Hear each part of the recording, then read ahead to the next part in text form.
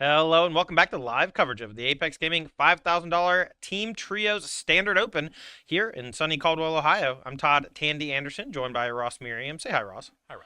We got four teams left vying for the championship. We've had 5 rounds of Swiss and the top 8. A lot of really great magic in this post-rotation standard format.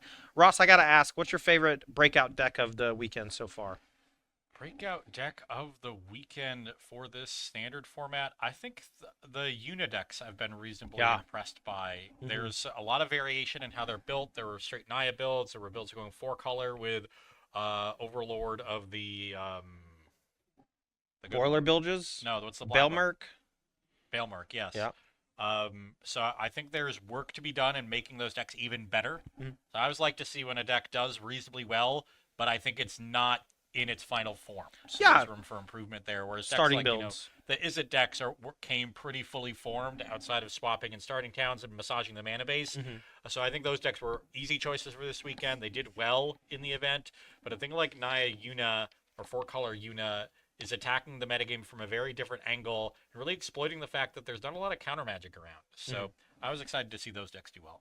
Yeah, me too. Personally, big fan of the Izzet strategies. I think the VV stuff's really sick. I love the one of Agatha Soul Cauldron and the Prowess variants. I feel like that's probably the build that I'm going to lean into in content creation coming up here because man, that deck looks sweet. Yeah, I've played a bit with the both versions of Izzet in this week leading up to the event. Obviously pre-rotation, and I felt like the Cauldron deck was pre-rotation was a little bit better, but I was worried about the loss of Voldaren Thrillseeker. Yes. That card, I thought played a bigger role in that deck than people were giving it credit for.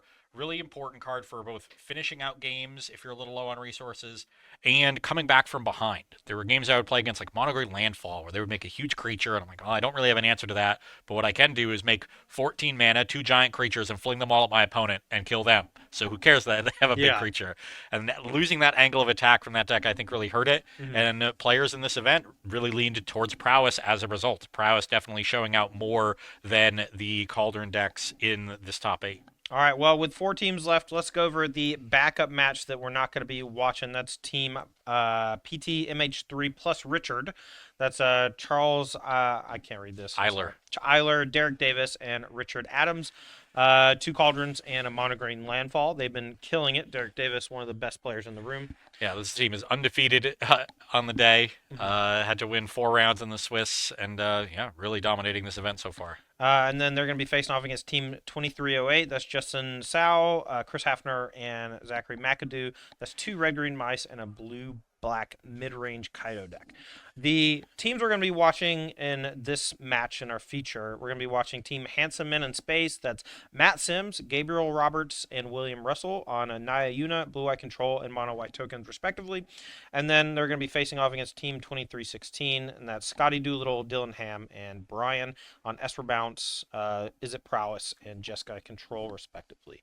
We're going to be beginning with the middle match. That's Azorius Control from Gabriel Roberts versus Dylan Ham's Izzet Prowess. I want to see what Ham can do. I know that he's, again, one of the better players in the room as well, and I want to see how he handles this Izzet Prowess trap. Yeah, this is a really fun matchup because normally you think of an Azorius control deck as the deck that's going to be favored going along. That's what control decks want to do. That's what they're built to do.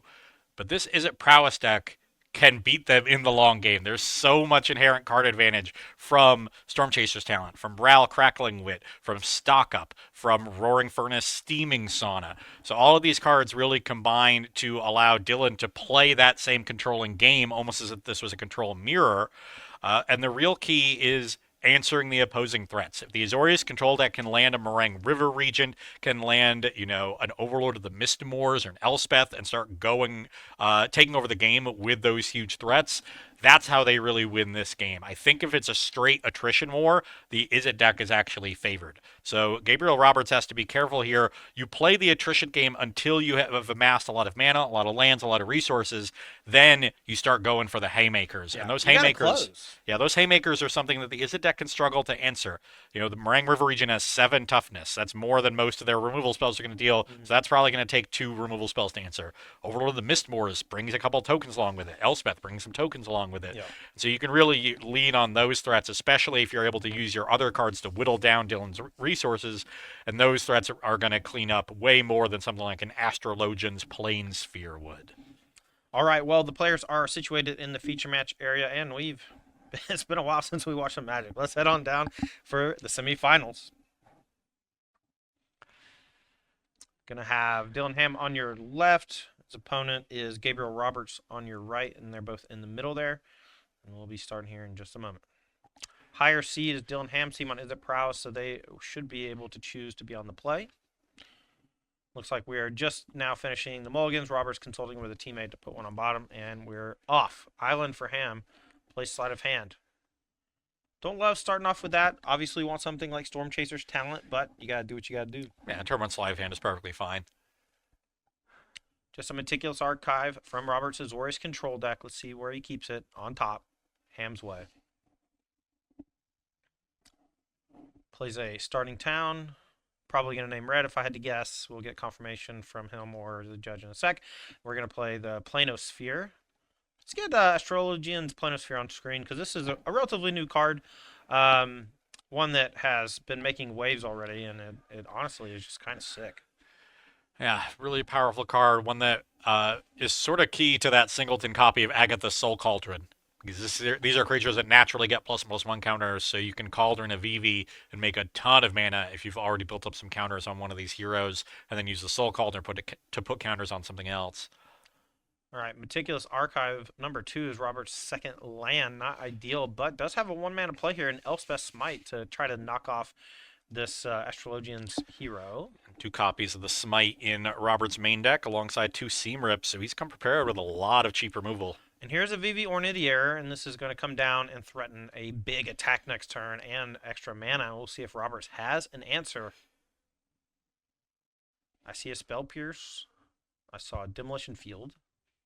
Didn't get a great look at the rest. Now, this is open deck list, so Roberts knows that there's 1 utility land in Ham's list. It's 1 copy of Quarry Mountain Monastery. That'll be an important card for him to save at least 1 Demolition Field for.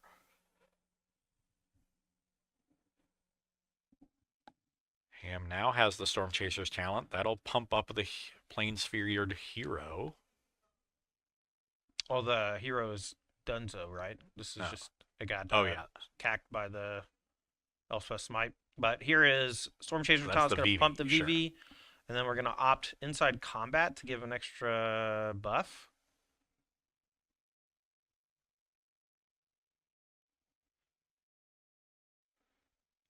All right, we're going to deal 1 more damage. And then look at the top card, put it on bottom, and draw.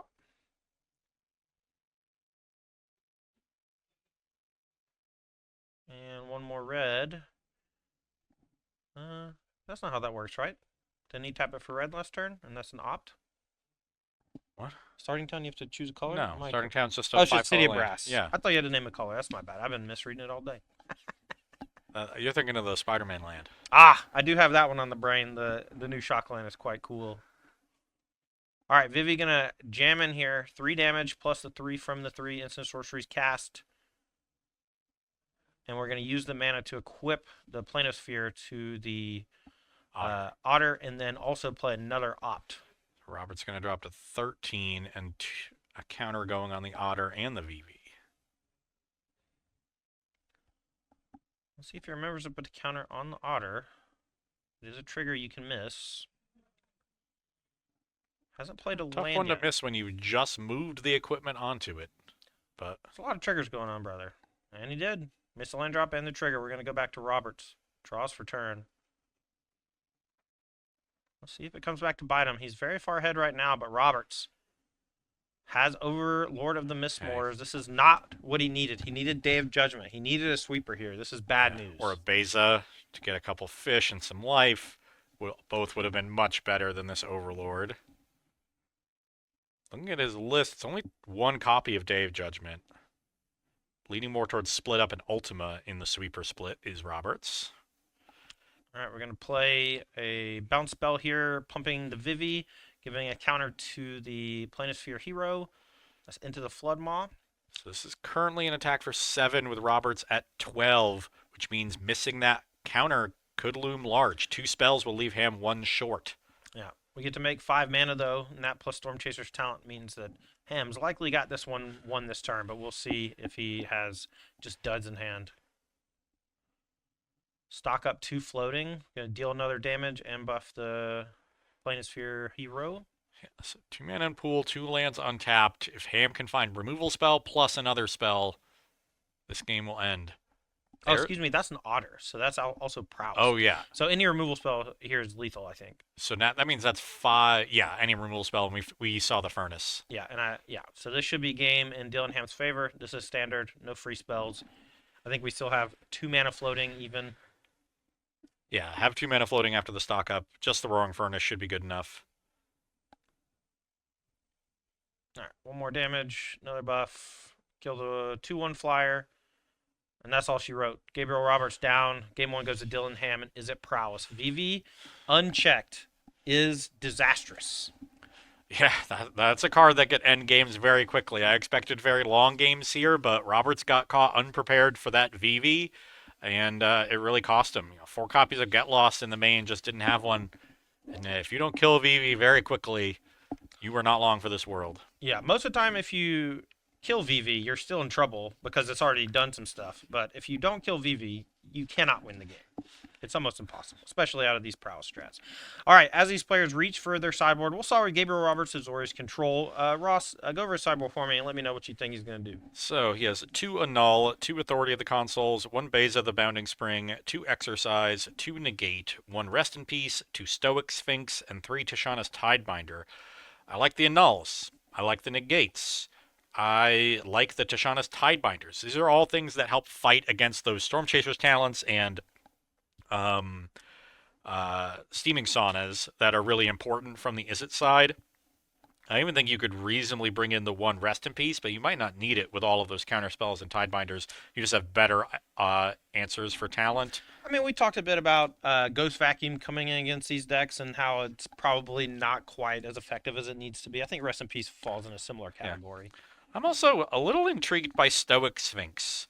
I expect Dylan Ham will be siding out his Torch the Towers, and so it's really just kind of sorcery speed answers, things like Roaring Furnace to answer the Stoic Sphinx, which means if you can land it on the end step and untap with it, you can make sure it has hexproof during Ham's turn basically the entire time. Yep. Now suddenly you get to become the aggressor. I think that might be an interesting card to flip the script here, especially if you think like a card like Overlord of the Mistmoors, just doesn't play enough early defense. And the Stoic Sphinx doesn't play great early defense either, but I think it plays better offense. Yeah, if he wants to go that route. I mean, we talked a bit in the pregame about how you have to close the game, right? You can't give them too much time because things like even an Otter Talent or whatever is just going to bury you over time. Yeah, now, these are the post-board games. You have more answers to those things. Yeah. What he doesn't have more answers for is VV. There's 4 Get Lost in the main. There's some early counter spells in the sweepers. If he gets caught in a VV situation, Stoic Sphinx is not going to look good. Yeah, has a couple of Exercise might come in. It's good about fighting those early creatures. Yeah, it doesn't really fight VV, though, until it gets... gets... it's power. Yeah, it's 4 power. Whoopsie. Okay. Well, on the other side of things, we do have Dylan Ham's Izzet Prowess list. I'm sure this thing is humming. What do you think about the sideboard? Dylan's sideboard is 2 Abrade, 1 Agatha Soul Cauldron to supplement 1 in the main, 3 Annul, 2 Disdainful Stroke, 2 Enduring Curiosity, 1 Fire Magic, 1 Obliterating Bolt, 1 Ral Crackling Wit to supplement 1 in the main, and 2 Tishana's Tidebinder. The Disdainful Strokes, the Enduring Curiosity, the Ral, all definitely coming in. Those 5 are a cinch. Like Tidebinder just because it's a flash threat that you can kind of sit on your counter spells and wait on? It's just not enough to counter, I don't think. Overlord of the Mistmoors, Beza, I guess Elspeth. Okay, maybe there is enough, and Seamrip too. Yeah, I could definitely see bringing in Tishana's Tidebinder. Just more threat density as well, because you do have to board out a lot of your spot removal. Yeah, my main concern is that Dylan has moved to a lot of Annuls. It's a great card against the Izzet Cauldron deck. Yeah. because it stops all of their 2-drops when you're on the draw. But he's cut some of the other counter spells that used to be in these sideboards, things like Negate and Spell Pierce, that are much better in the control matchup. So Dylan has tuned his list a little bit away from control in that regard. Just the 2 Disdainful Strokes to stop some of the powerful spells from Gabriel Roberts. But we saw there in game 1, he didn't really need counter spells if he just had an unanswered VV. So maybe the plan is just to grind through all of the interaction from Roberts instead of trying to line up his counter spells appropriately. All right, well, we are underway for game number 2, so let's head on down to the feature match area and watch. We'll see if Gabriel Roberts' Azorius control deck can take this game. No 1-drop from either player. Roberts going to play Island for turn number 2 and pass. Ham does the same with a Mountain. Yeah, this is more like it. Nobody doing much of anything. Except playing quickly. They're not doing anything but quickly. Here's an opt on the end step. We're going to pass back to Ham. That's the 1 mountain from Ham's list. Not a land you really want in this matchup. No, but it does turn on the River Pyre Purge or River Pyre. River Pyre Purge. It suggests to me that Ham's hand is land light, and he opted and found that island. Oh, that's definitely true because he didn't play opt on turn 1, right? Yeah. Okay, so just lands for both players. We'll see if Ham has land number 4 to match. Looks like we picked up a Storm Chaser's Talent. We'll see if Roberts wants to respond. Gonna go for a negate on it. Pretty scared of that one, I guess. Yeah. Ham goes for another talent. Here's an Otter. We're going to pass it to Roberts. So, shields are mostly down, just a mountain up, but no punish. And 5 mana past the turn, says Gabriel Roberts. Go back to Ham. Finds land number 4. Let's see what he can do.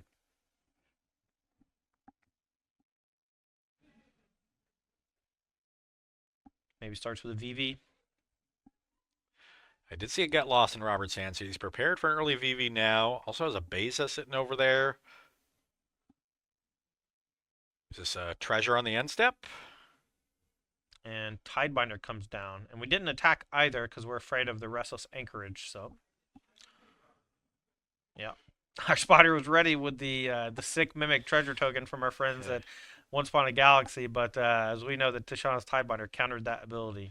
Now, it does not shut off the land. It only shuts off artifacts, creatures, planeswalkers. So, yeah. Here is the big bad, Beza. 4 costs, 4/5 comes in. You get 2 fish, 4 life. This is bad news bears for Dylan Ham. I think he's getting a card out of it, too, being on the play and having made more land drops. Okay, can we call Beza the bad news bear? Sure. Great. Awesome. Here is Roaring Furnace, and I believe Ham has enough cards in hand to kill the Beza here because he missed a land drop early, but I'm not positive. And we're going to respond as Gabriel Roberts with a No More Lies, and I believe if we fought back, we'd actually be short, so just going to let it get countered even if he had it. Well, you still might want to fight so that you can sauna later, but I don't think Ham had... it doesn't have any counter spells that can hit the No More Lies, just Disdainful Stroke, and clearly doesn't have land 5, so... Yeah, this game looked much better for Gabriel Roberts. Missed land drops for Ham. Gabriel has the appropriate answers. The Beza gives him control of this battlefield, and he actually can get aggressive here because the fish will check the Tishana's Tidebinder. Now, Roberts, I see a Rest in Peace in hand, so does value graveyard removal, but wants to keep all of this mana open here so he can use the Fountain Port.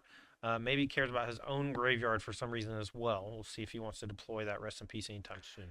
It's also unlikely that Ham spends his turn using the Storm Chaser's Talent. He has plenty of cards in hand. He'll want to deploy those first. So Roberts knows he has some time before he really needs to deploy the Rest in Peace in order to stop the Storm Chaser's Talent or regrowth.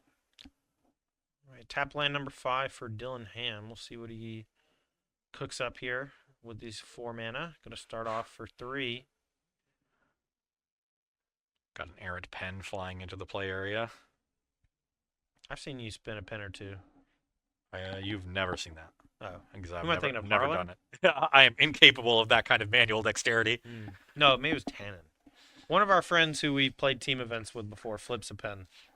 I can't. Here's a VV, and we have a Get Lost to respond. Ham lets it happen. 2 maps.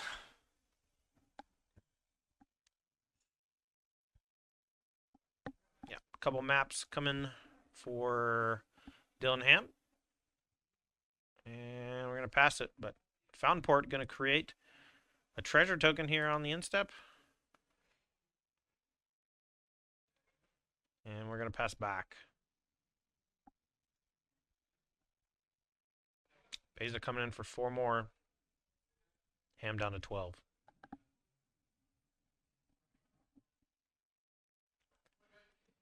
And here comes the rest in peace that we hinted at earlier from Gabriel Roberts' hand. This is going to take out the Storm Chaser's talent and the potential of Agatha's Soul Cauldron, since we know Ham has 1 main and 1 sideboard.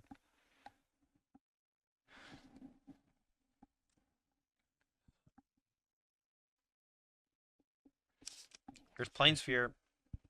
It's going to be a big creature at some point, maybe. Or maybe it gets moved now and then starts pumping something else that's in play.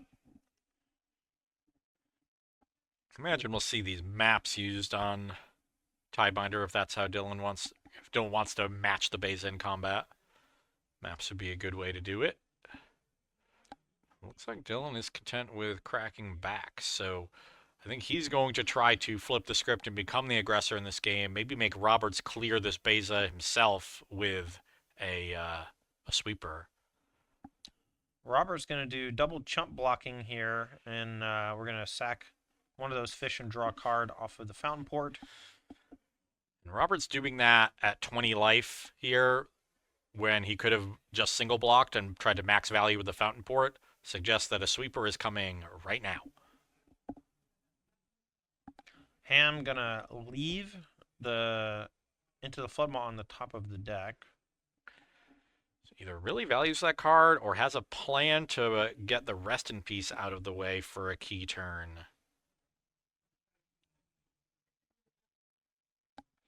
Maybe just thinks it's better than a random draw.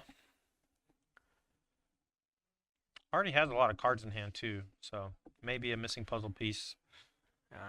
It's an awkward card against these control decks now that they're not playing Lockdown. Is that Ultima? I think so. Interestingly, Roberts uses the treasure token for Ultima. Does it destroy artifacts too? It does. Right. So these maps will get swept up in the Ultima. But we have Disdainful Stroke. Roberts ready with a No More Lies. Now all the creatures gone, including the Beza. You get enchantments too? Artifacts, enchantments, and creatures? It does not get enchantments. Creatures and artifacts. Well, the Storm Chaser's talent got removed, so we should probably go check on that. We can alert them to that. Yeah. Okay, here is a Ral crackling with. That's a great follow-up for Dylan Ham after he baited out the No More Lies by fighting over Ultima. Really putting Roberts to the test for another Get Lost. All right, so Ral Crackling Wit comes down, going to plus and make an Otter, and now Roberts has to deal with a Planeswalker and a threat, but still at a very high life total, so has plenty of time. Really needs to try to check this Ral sooner rather than later. Ugh. Yeah. Firing up a Restless Anchorage is not a show of strength. That's just not going to work very well. Yeah, and we know there's the Floodmaw. Ham going to take the opportunity to bounce the land while it's a creature. Oof. Robert's just going to let it happen. That's going to pump the Ral as well.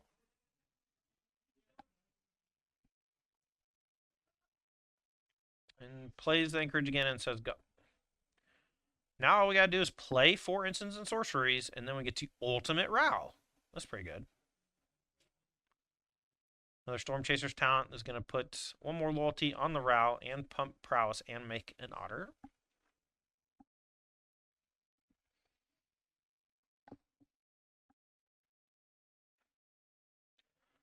And take up and make another Otter. Ham really wants to ultimate this Ral. Well, probably just assumes that Roberts has very few ways to kill it outside of attacking with the creature land, the Anchorage.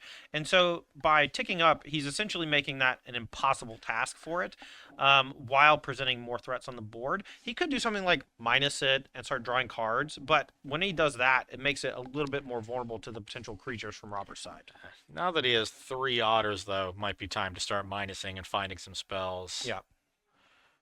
Roberts once again fires up the Anchorage, sends it at the Ral. Ral will take 2, drop to 6 loyalty. Roberts will get a map. And Ham is A-okay with all of this. Yeah, and this is what we were talking about, right? Like Ham's deck just has cards that are like engines, and Roberts can only check so many of them. And if he doesn't check all of them or win the game in time, they're just going to take over like this Rao's doing right now. Map lets the Anchorage explore. Roberts hits an island, so that'll go to hand. No counter on the creature. Second Anchorage could get somewhere maybe. It could. It won't. But it could. But it could. I think this is a turn to minus this Ral. Yeah, draw 3, discard 1 is so strong here. Discard 2. Excuse me. Oh, when I was playtesting last night, I was cheesing a little bit. I was only discarding 1. Discards land and an annul. Does Ham. Does it get out? Oh, is it not a get out? Well, if it is get out, I imagine that this game will be pretty quick. Here's a Thunder Trap Trainer. Top 4, get a non-creature to hand. That's the brick. First brick I've seen on Thunder Trap Trainer, maybe ever. It's the second one I've seen this week.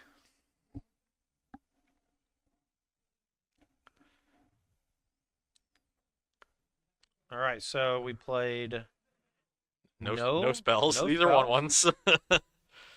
That was a rough set of draws for Ham. He just wanted to find some cantrips and looked at 3 extra cards from the Ral, 4 cards from the Thunder Trap Trainer, and didn't find anything. Stock up would have been amazing, and I'm shocked that Ham offered this trade. Sends in with the Otters, Roberts blocks the fish, and maybe it was both a bluff. go to the bin. Maybe a semi-bluff. Maybe hoping to just get some damage in. Okay, to me, this is a window for Roberts to get back in the game, especially if he can answer the Ral. Like if Ham doesn't have removal for these anchorages, he's firing both up. You deal with the Ral. Yeah, I think Roberts is considering, tapping out to do that because it takes so much mana to activate both of them. Is 9 mana available. It takes 4 for each of them, 3 to activate, and then the land has to tap to attack. Yeah, so he'd be left with 1 untapped land at this point if he did. I think he has a land drop left for this turn, so. All right. Anchorage 1. The problem here is if Ham has another removal spell, which I think he's unlikely to have, then it's all going to fall apart for Roberts. Yeah. Oh, we have a Tidebinder for the second activation. That's a nice one. Yeah. Very nice one. That'll play. Rao going to stick around for at least 1 more turn now. Anchorage still going to attack it for 2 and get a map. We can post-combat map on the token or the creature land if we don't have anything else to do. And now it's looming large, hitting the land on the previous turn. If Roberts had a 3/4 anchorage, you could have just activated that one twice to get through the Tidebinder and kill this Ral. So that 1 Explorer hitting a land could be the difference in game 2. Robert's consulting with teammate Matt Sims. We're going to go for Seam Rip. a Seam Rip on a token. Seam Rip. Okay, token's down. Back to Ham. Tidebinder and Thunder Trap Trainer as well as Rao. Yeah, but how many spells does Ham have at this point, right? He needs to be able to potentially play 2 spells to get Rao to 3 and then plus it to 4. And even then, Roberts has the 2 anchorages and a map. So I think this might be Rao's last turn on the battlefield. And then the question becomes, how can Dylan Ham punish Roberts the most for having to use most of his mana to deal with the Ral? That means getting aggressive. You see the 4 damage come across from the 2 creatures. Can he press this advantage even further to make his follow-up attack scarier? Well, I think he potentially had the option to play a Get Out and replay both of the Storm Chaser's talents. Or, maybe bounce Thunder Trap Trainer into talent because we can't do the chain. But you got to save the Get Out for like a Meringue River Regent and Overlord of the Mist Moors. Yeah, I think he thought that as well and thought against it. Well, now an Anchorage. If only 1 Anchorage comes across at the Rao, we could go Get Out, bounce our 2 things, and that will keep our Rao alive. Yeah, it keeps the Ral alive, and Roberts is tapped lower on mana, so you're less fearful of a big creature follow-up. Looks like we do target both of the Storm Chaser's talents. but we're still deciding on the targets. But we get both those back in hand. Ral goes up +1 up to 3, and now is going to take 2 damage down to 1. So Ral's still alive.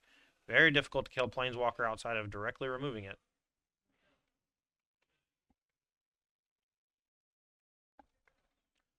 Four mana here for Overlord of the Mistmoors is going to make a pair of 2/1 Flying Moths.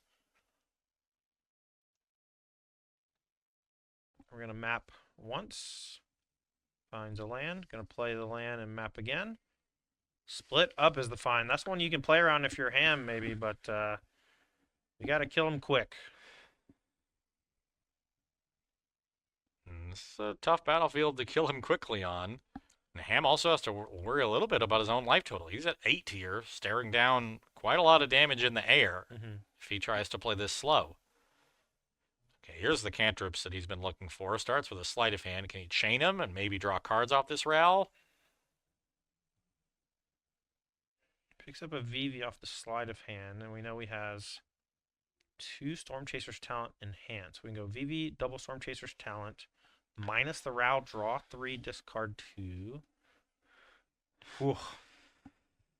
Okay, and this is now a second prowess trigger for the otter that can attack. So the unsick otter is a 3/3. All right, 1 damage to Gabriel. And that'll drop him to Gabriel to 10. Second talent will drop Gabriel to 9. Make the otter a 4/4.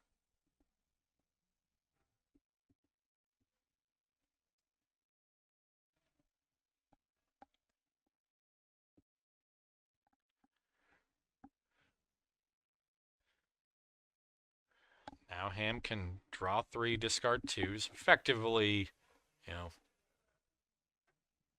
a ponder of sorts. They'll have several mana left over because of the VV. Yeah, we're doing some bookkeeping right now to make sure everything's set. Ral minus, draw 3.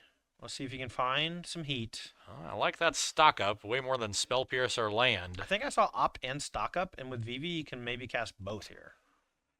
Well, you got to discard 2. Oh, I see.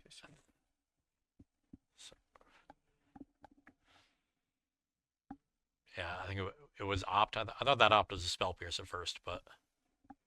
All right, here's stock up. So really nice turn here for Dylan Ham, and split up while a sweeper only kills either tapped or untapped. So as long as Dylan sends in a bunch of the goons, only half his team is going to get axed.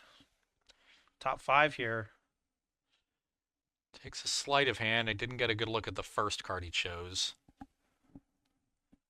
That'll be a great card next turn. Oh, it was an island just so we could cast the sleight of hand, deal another damage, and trigger Prowess again.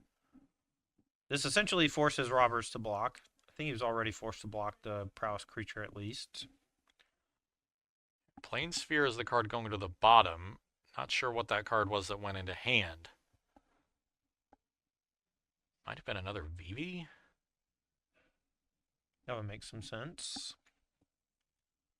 Big attack coming for Ham. We'll see how Gabriel wants to block. Maybe he wants to trade with a Tishana's Tidebinder and then chump the big boy Prowess Otter. Knowing the split up is coming, Ham decides to send all 3 creatures in. I don't think this would have been the attack otherwise, but it makes sense in the face of the split up. He is in fact splitting up his creatures to prepare for the split up.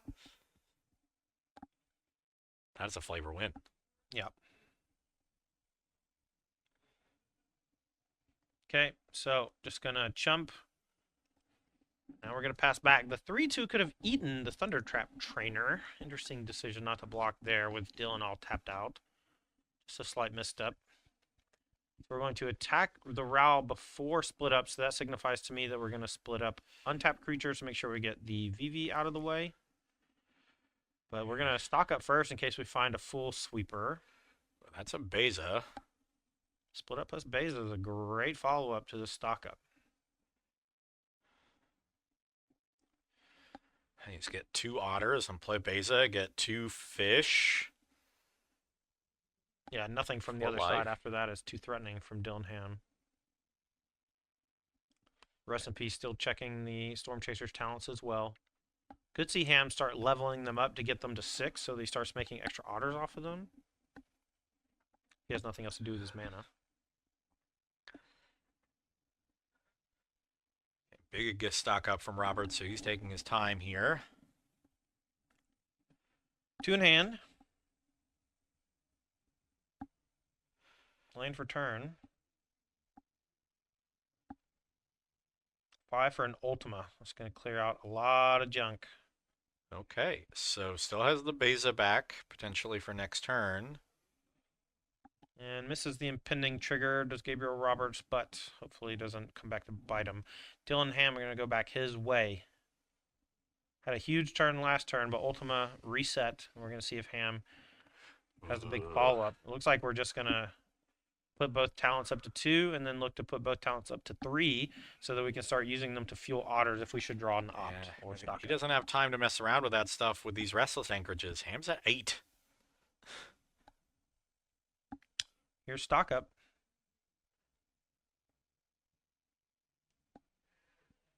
Robert's firmly in the driver's seat, though he is low on life. I think Ham's best way to win here would probably be VV Ornithera.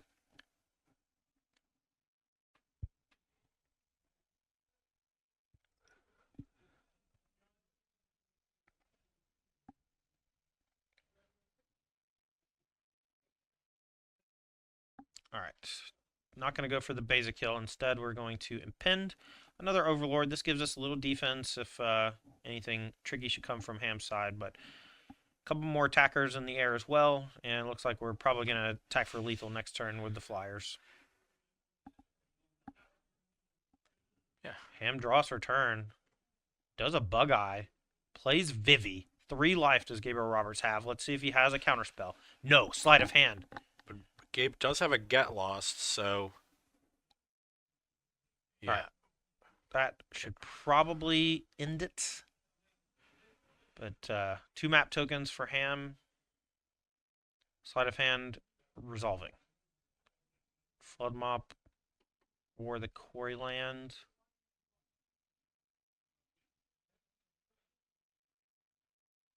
Takes the Flood Maw. And says go. At 8 life, if Roberts fires up 2 of these creature lands, he threatens lethal, but Ham does have a way to stop for 1 more turn. Would need maybe stock up into Vivi, Sleight of Hand, or similar. You need quite a sequence of draws. I don't think there's a single card that gets him out of it. Okay. Roberts fires up the lands. Attacks for 8 and 2 maps. Bounce on a 2/1 token coming. Let's see if Roberts has negate or similar. No. 6 damage comes across. Dillingham down to 2.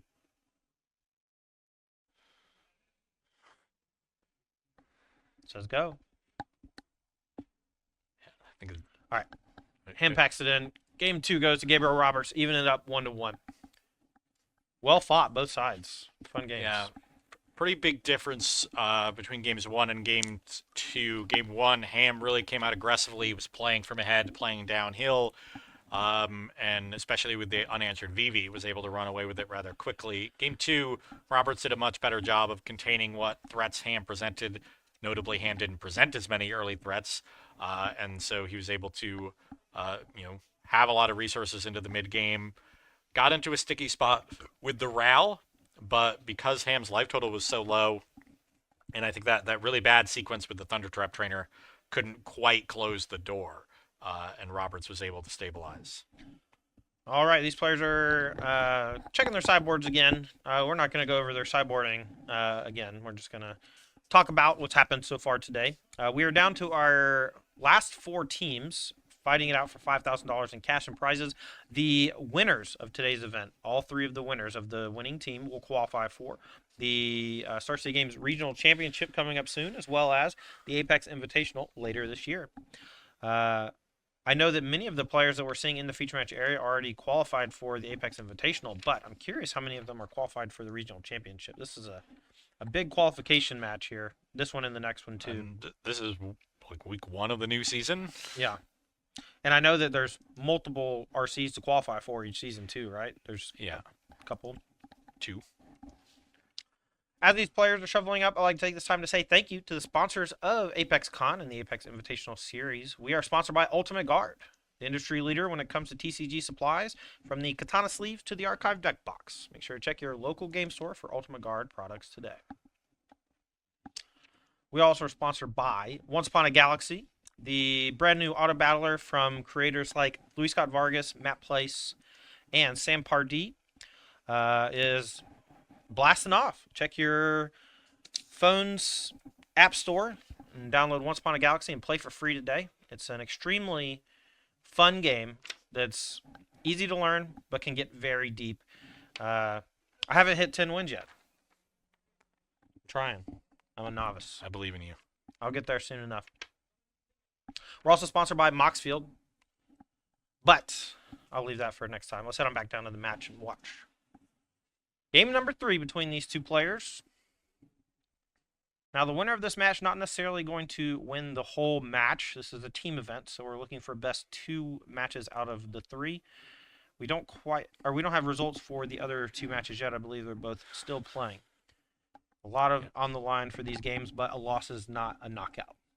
Do have results from our backup match, Nice. however. Team 2308 taking down Team Pro Tour MH3 and Richard. So Chris Eiler, Derek Davis, and Richard Adams being felled in the semifinals here after an undefeated run through the tournament thus far. And it's going to be Justin Sau, Chris Hafner, and Zachary McAdoo awaiting the winner of this match in our final. Congrats to them. Yeah, Hafner, no slouch, plays on the Apex series all the time. Picked up a couple of newer teammates. We usually see him play with some of the other regulars around here. McAdoo's a regular, isn't he? Yeah. Yeah. But congrats to them for making the finals, and they got one more match for ultimate victory in this post-rotation first standard event. Team Trios, 5K. Roberts going to be on the draw here for game number 3 and takes a mulligan. We're going to start off with Ham, leads Thundering Falls. Says go. Roberts with an island pass. Interestingly, Roberts put Meticulous Archive on the bottom from the tuck, so I imagine he has some one-mana piece of interaction, and yeah, that is in a null. Yep. I think he's got a Spell Pierce hanging out too, so maybe he wants to save that for a stock up. Yeah, but a null on Storm Chaser's talent works just fine. Agree. A null, a nice little reprint. This we've seen multiple times this weekend already, and we know Ham has, 3 in his sideboard? He has 3, Roberts has 2. This is going to be a staple card, so pick up your Urza Saga copies now. Opt on the inset for Ham and go back to turn 3 and see if he's got a VV. We're going to go for Astrologian's Planessphere. Roberts has the answer. Spell Pierce takes it down. Ham getting dismantled by 1-mana counterspells. So the early pressure that was very important for Ham in Game 1 now being very cleanly answered by Roberts in Game 3. A null and Spell Pierce taking out the Storm Chaser's talent and the Astrologian's Planessphere. Roberts now going to pull ahead with a stock up. Yeah, stock up being cast and Ham with a visible frown. If you're a Roberts fan, you gotta love to see it. Top 5, gonna put 2 in hand. It looks like he did bring in the Tidebinders. He has Tidebinders sideboard, Azorius? Yeah. Okay, looks like 2 Tidebinders, a Get Lost, He has 3. a Beza, and a Plains is my view. Now the shields are down, so Ham can land something like Rao Crackling Wit here and put some serious pressure on Roberts, and we'll see if he's got that or some other potent 4-drop while the no counter spells are at the ready. Here's another Planessphere. Is going to create a hero, and now instead of Prowess, it gets +1/+1 counters. Sleight of hand trigger, +1. Top 2 cards coming. See the Furnace and a land. We'll see if he needs that 4th land or if he wants to take the potential draw removal spell.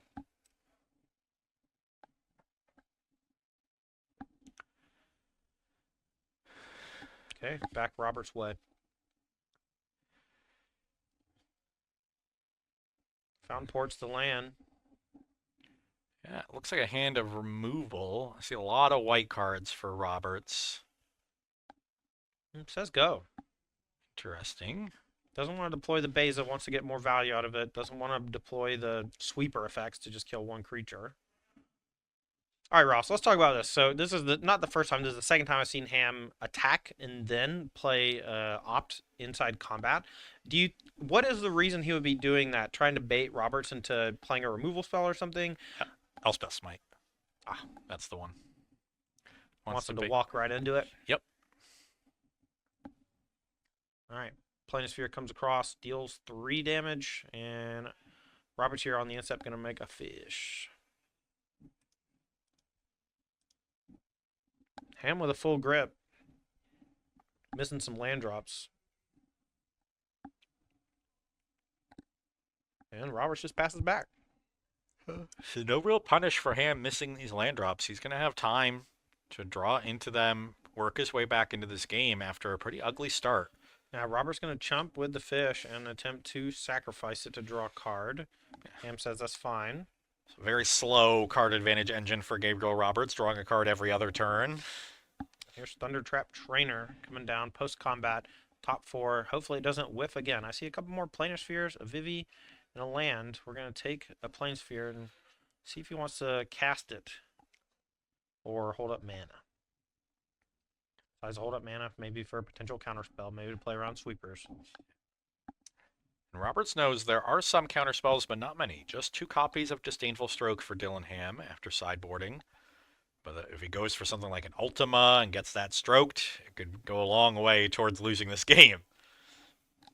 All right, land number 6 for Roberts comes down and passes back once again. So Ham going to go back his way. See if he can actually apply some pressure here. It's going to be difficult. Roberts has the Robodope with the fish block every other turn if he wants. He could technically do it every turn if he wants, but trying to get that extra card advantage out of it from the Fountain Port sack. All right, here is a Get Lost. I'm not sure if he's targeting the Planisphere or the hero token. Looks like we're targeting the hero token. Gonna get 2 maps, deal 1 damage. Now we can move the Planisphere if we want, or we can just do some mapping. Map 1 reveals an island. Ham plays it.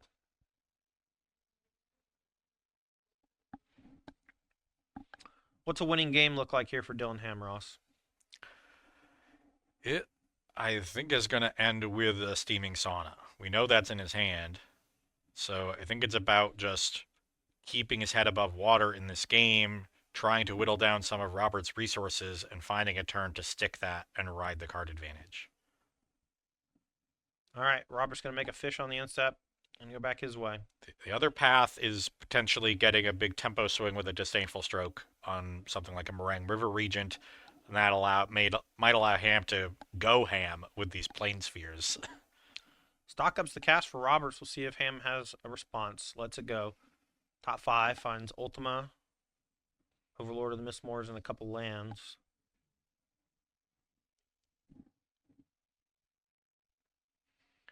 Teammates chiming in with some advice as to what to take off the stock up. It looks like Matt Sims's match is over. We'll ask the spotter who took that one down and see if we can get an update on the match count. Because if Matt Sims won and Roberts wins this game, then their team wins the match. Found port the land for Roberts.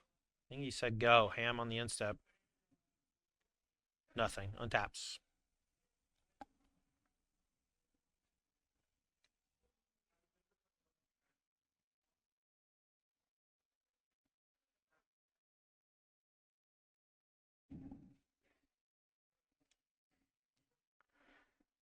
Okay, Ham really thinking it over here. A lot to play around on the other side. But Roberts is doing a really great job of stalling, right? The fish, the life gain, the removal spells. This is all just trying to get Dylan to commit more and more so that the moment you draw Ultima and cast it, the moment you draw Split Up and cast it is maximum damage. Yeah. I think both sets of matches, both sets of players are watching this match. So I think the other 2 matches have both finished. Okay. Which would suggest this game is decisive. All right. Well, we'll just assume it is until we are told differently. Robert's going to draw a card after blocking with the fish. Takes 1 from the Thundertrap Trainer down to 13. Ham going to move the Astrologian's Planisphere post-combat. Opt on top was the reveal from the map. Could start a chain next turn that makes the Planispheres look very good. Roberts with a complete grip full. Split up. All your tapped creatures going bye-bye. Ham says that's fine. Now, okay, going back. What can Ham do to rebuild? This is a tough spot for him because he's so far behind on mana. This matchup really does often play out like a control mirror. Both decks don't run out of things to do, and you do sometimes run into the point where you're bottlenecked. Even in these turns where you have 5 or 6 lands and you're into the mid game, what you really need is 8, 9, 10 lands so you can start doing things like Steaming Sauna and leveraging Storm Chaser's talent and moving these plane spheres around so that you can grow your creatures in the way that you want to. So, meanwhile, Roberts is really able to leverage all of his cards. He's been able to use Fountain Port a ton, get a lot of value out of that land, and can deploy spells or find answers to things while also holding up interaction for future threats. Here comes Biza. This is going to threaten to gain 4 life, Dylan, and be a 4/5. So Dylan says no thanks. Here is Disdainful Stroke. And Robert so far has done a great job of navigating around one of the paths I outlined for Ham, which is the aggressive path. Doesn't run the Biza out until there's no battlefield. So if it gets stroked, it's just a 1-for-1 trade. You're not going to fall behind anything on the board. He found his split up. He used that to clear the creatures. So he's set on that axis. Now he just has to try to cut off Ham's sources of card advantage. Target those stock ups. Target Storm Chaser's talent. Target Steaming Sauna. Those are the things that you don't want to stick around in this game if you're Gabriel Roberts. Here's Storm Chaser's talent, and that's going to resolve. It brings an Otter and threatening aura along with it. For 4 mana, he can put it to Chapter 2 and get something back from the graveyard. That's something he can do later, but for now, he's going to hold up 4 mana. Maybe some counter spells on the horizon. Roberts does have a Get Lost in hand, so that might be his plan for dealing with the talent, even though it gives up a little bit of value. He just doesn't care about the Otter Prowess token very much and would rather save counter spells for something like a stock up or a Ral.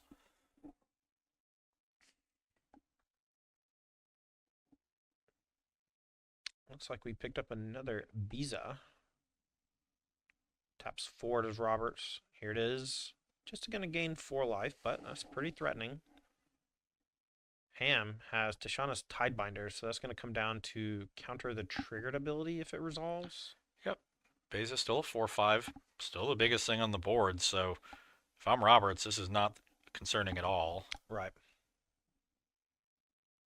It looks like teammate Matt Sims is going to say, please go for the Overlord of the Mistmoors, and we're going to impending it.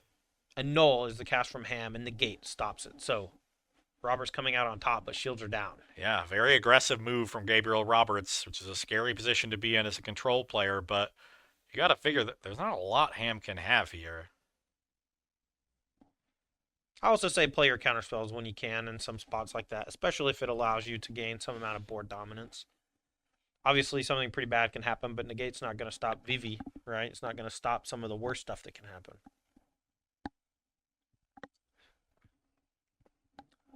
Big turn for Dylan Ham. He's behind significantly on the battlefield, needs to find a way to catch up there and catch up on cards. All right, here's a Vivi. That can help him do both of those things. See a split up in Robert's hand, so he might be on the plan of attack with my creatures and split up for untapped post-combat, and that could really give him a stranglehold on this game. Split Up has looked very strong today, and I think it's going to end up being a major player in this format now that we've lost Temporary Lockdown. We gained a similar version from Edge of Eternities, but it's not quite the same, right? Yeah, it doesn't hit enchantments, so it doesn't hit the Storm Chaser's talents. It does hit Plane Sphere because it hits artifacts. It also... It's not an artifact itself, right? I believe it is an artifact itself, which makes it because they play it in a bit more vulnerable than something like Lockdown was. Yeah, that's a huge problem. There's so many Abrades around. Mm-hmm. All right, well, we have Plane Sphere attached to a Vivi Ornithare and a passing of the turn from Dylan Ham. So 1 mana available. Curious what it's going to be used for.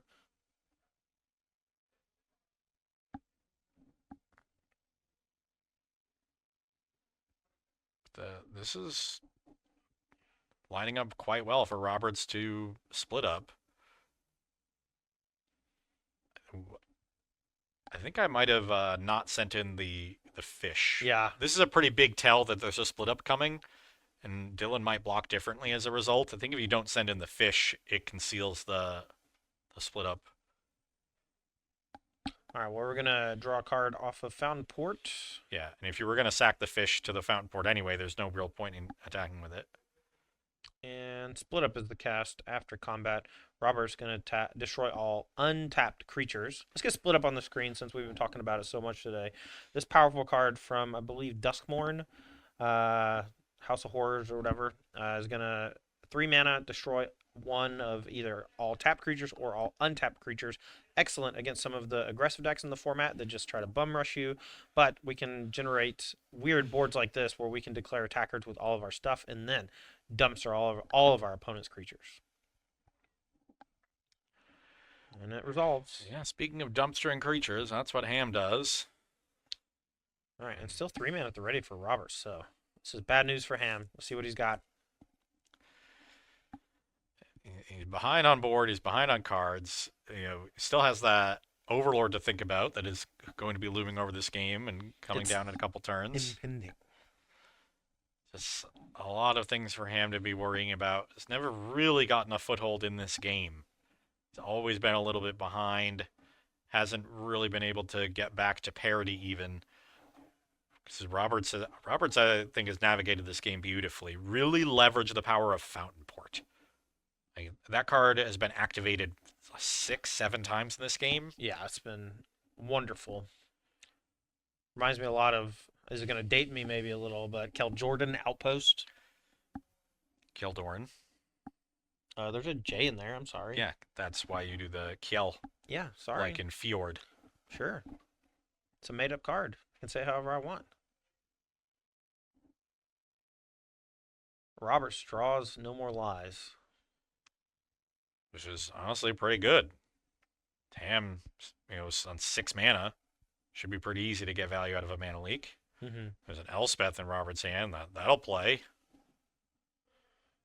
Here she comes. Let's get this new Elspeth on the screen. Haven't seen too much of it in Standard. I know that most of the white decks play it, those token style strategies. It's great for getting back the Caretaker's talents and things like that. Here it's going to play a really nice little control role, making some tokens, I believe, but kind of get an idea of what Roberts wants to do with it in a moment. Surprised Gabriel wouldn't leave the Fountain Port untapped at this point. Oh, he's just going aggressive. Oh, yeah. All right, so this is the other Elspeth. This is the one that puts a counter on all your stuff, and they all get this is the good one. Yeah. So Sorry. 9 in the air. Silent some storms. That puts Ham to 7, which is a little awkward because Roberts has 6 in the air next turn without the Elspeth factoring into the equation. I was expecting one turn of make a couple soldiers, attack you for 8, next turn jump everything. Yeah, just get her dead. Maybe also make a couple fish. Opt on the instep from Ham. Was considering maybe holding it to get some extra triggers out of Prowess or the Astro, but gonna go back his way. Oh, Ham went to 5 from that attack. Okay, that makes a much bigger difference. So now the Elspeth is immaterial in Roberts having lethal. So Ham now has to answer the insect tokens first, and they're the least threatening overall cards on the board. He has to think about the Beza as well, the Elspeth, the Overlord that's going to be off impending next turn. I think this is just too much for the Izzet Prowess deck to handle, and it's going to be Gabriel Roberts taking down this match and sending his team to the finals. Yeah, and while it may look like, oh, Roberts did the traditional control thing, I think that this game was really won in the early turns with the 1-mana counterspell battles. Annul on an early Storm Chaser's talent and Spell Pierce on an early Astro just completely reshaped the entire game. It's what freed up Roberts to leverage the Fountain Port that I talked about. He wouldn't have had the luxury of extracting that value from the Fountain Port. He would have had to do other things to stop the early pressure from Dylan Ham. But because of those early counter spells, it opened up several turns for the Fountain Port to do its work. And Roberts just put on a clinic with that land. All right, well, it's not over yet. Astro equips, and we're going to play a Sleight of Hand. Top 2 are Enduring Curiosity and a Route Crackling Wit. I don't think either of those are going to be cast this turn, but Dylan just really needs an answer to at least one of these moths.